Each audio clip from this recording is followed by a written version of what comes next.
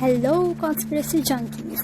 Welcome to the Conundrum Times, where we conspire, question, and examine facts, historical events, and what the world wants us to believe as the truth. So join us as we venture out on our next journey, the two oceans that meet but never mix.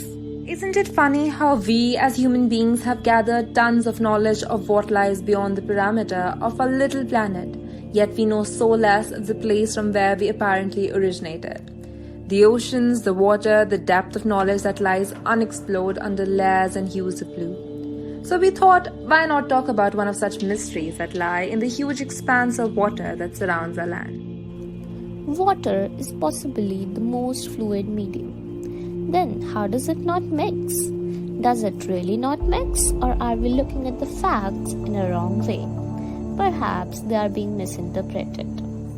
So, without further ado, let's begin with uncovering the answers to these and many such questions. Today we are going to focus upon the claim that the two largest oceans in the world, the Pacific Ocean and the Atlantic Ocean, meet but do not mix. That means one can clearly see the distinction between the water that comes from the two oceans at a certain point. Beginning with our verification of this claim, let us first take a look at where this comes from. The origin of this conspiracy is not controversial at all. It surfaced from a social media post that went viral at several points of time. If we track these posts back to their origin, we discover that a video was posted in 2015 by Marian Pearson, captioned as, "When the river meets the ocean." What we think happened here was that a classic case of misinformation. People made it go viral under the wrong claim. Apart from this, a similar post went up back in 2007 by Ken Bruland, a researcher at the University of California. We will give you the detailed explanation about these posts and how they were being justified in a bit.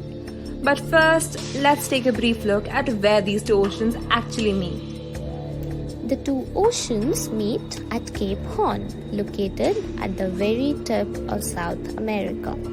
The closest arm of Antarctica, Graham Land of the Antarctic Peninsula, lies 600 miles to the south across the roughest stretch of water known on the planet, Drake Passage. Since its discovery by the Dutch mariners Jacques Lemaire and Willem Cornel Zoon in 1616, Cape Horn has become to be known as the graveyard of ships.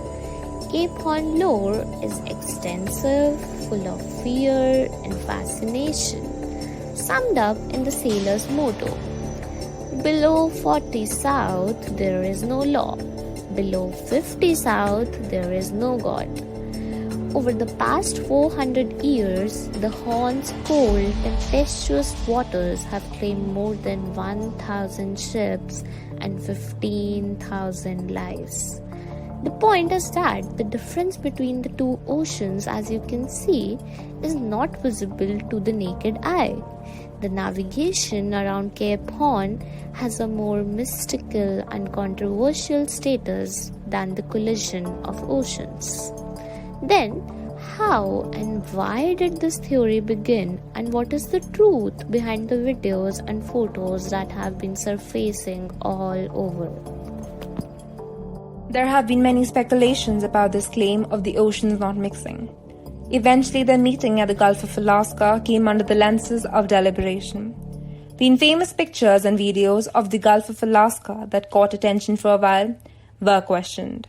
Besides the picture that circulated in 2015, as mentioned earlier, another picture, which was the first one to be taken, was taken by the oceanographer Ken Bruland on a research cruise in 2007, which had ventured out to study the role and the journey of the iron to the Gulf of Alaska and further to the northern Pacific. The study put forth some of its findings, which include the fact that the slow-moving currents from the coast of Alaska carry glacial sediments that come by rivers like Alaska's Copper River. The river carries various elements and substances, including heavy clay and sediment. Through that, sediment iron finds its way to the Gulf. For this particular picture, Bruland highlighted that it shows the water bodies in this peculiar way because here, one of the sediment-rich river meets the general ocean. Along with this, Ken Smith in 2010 posted a similar picture which went viral. To establish the truthfulness of his posts, he pointed out other similar posts floating all over the internet. One of them was a video shot by Steve Pearson from the state of Georgia in Canada. The video shot from the BC ferry boat in Nanaimo, Vancouver, showed that the Fraser River flowing into the ocean water of the Strait of Georgia. So this post depicted a similar phenomena, where it seemed like two water bodies were meeting and not mixing. Further study on the matter that took place in 2013 by Ocean Networks Canada revealed that when the Fraser River reaches the ocean near Vancouver, the fresh water it carries mixes with the ocean water and forms a thin plume of buoyant brackish water. This makes it pretty easy for spectators to point out the difference, as the river water is quite opaque to sunlight due to all the sediments it carries. As a repercussion, many studies established that this is the phenomena that one observes at the Gulf of Alaska rather than the claimed one of the two oceans meeting. Now, about the dilemma of whether these water bodies are capable of mixing or not. It will not be scientifically correct to establish the fact that they don't mix at all. Scientists, after exploring this phenomena, mention that although it seems like they won't mix, they eventually do. And the reason behind this is the glacial sediments breaking down. What we learn from this is that everybody loves mysteries and controversies. But one must not mix controversies with sheer spread of misinformation through social media outlets. Before jumping into theory formulation, one should check if the information available is factually correct or not.